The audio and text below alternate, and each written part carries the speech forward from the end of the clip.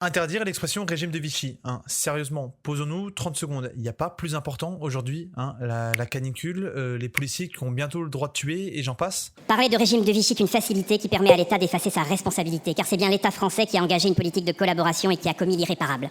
Et je vous dis ça, en tant qu'historien, faire supprimer le terme Vichy des copies collégiennes, c'est remettre en question un terme établi par un ensemble d'historiens. Voici l'énoncé du brevet, clair, net et précis, mais certains verraient mieux le terme État français plutôt que régime de Vichy. Un énoncé qui a naturellement choqué les Vichysois, mais surtout, un énoncé qui ne correspond pas à la réalité historique.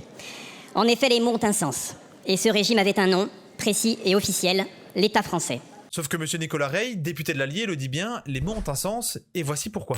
Pendant un demi-siècle, Vichy était le mot qui servait à exonérer la France. Et pour De Gaulle, la République n'avait jamais cessé d'exister. Vichy était donc un pouvoir illégitime, et ses crimes n'engageaient pas la France. Donc aujourd'hui, employer le terme régime de Vichy plutôt que la France, c'est mettre à distance le régime et la nation. Et concernant le terme État français, reprenons l'article 7 de l'ordonnance de 1944 sur le régime de Vichy. Les actes de l'autorité de fait se disant gouvernement de l'État français dont la nullité n'est pas expressément constatée dans la présente ordonnance ou dans les tableaux annexés continueront à recevoir provisoirement application. Le terme État français est donc aussi mis dans la bouche du régime, un terme que la République refuse, c'est le mot du régime pour tenter de mettre la responsabilité ailleurs. Nicolas Rey et Frédéric Aguilera mènent ce combat afin que les Vichysois ne portent pas la responsabilité du régime. Alors ok, certes, c'est entendable, mais est-ce que vous pensez aujourd'hui que les habitants de Weimar portent sur leur dos la responsabilité du régime éponyme? Et pour Nuremberg alors? Ou encore Azincourt, comme le dit le ministre de l'Éducation nationale? Si on parle de la bataille d'Azincourt, Azincourt est aujourd'hui une charmante commune, c'est la plus grande défaite de l'histoire française.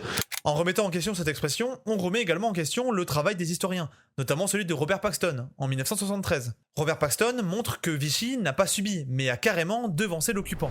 Et pour preuve, le premier statut des Juifs, en octobre 1940, sans aucune demande allemande. Alors le terme régime de Vichy ne masque pas les crimes de l'État, hein, c'est absolument pas le but. Mais c'est le mot des chercheurs qui a été mis en place au moment précis où on a désigné la responsabilité française. Et en voulant modifier l'expression pour de la politique, on va fracturer la rigueur. Et donc une question se pose, qui décide de ce qu'on appelle l'histoire ? Les politiques ou les historiens? On a déjà eu le coup en 2005, la loi du 23 février, article 4. Les programmes scolaires reconnaissent en particulier le rôle positif de la présence française outre-mer. Et à juste titre, les historiens sont pas contents.